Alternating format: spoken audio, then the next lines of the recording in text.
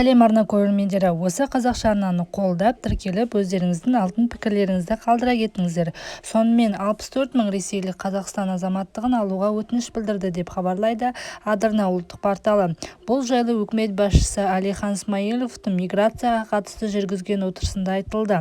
21-ден 28 қыркүйек аралығында Ресей Федерациясынан біздің аймаққа өткендер саны 3 есе артқан. 29 қыркүйектен бастап қашқындар қарқыны саябырсый бастады.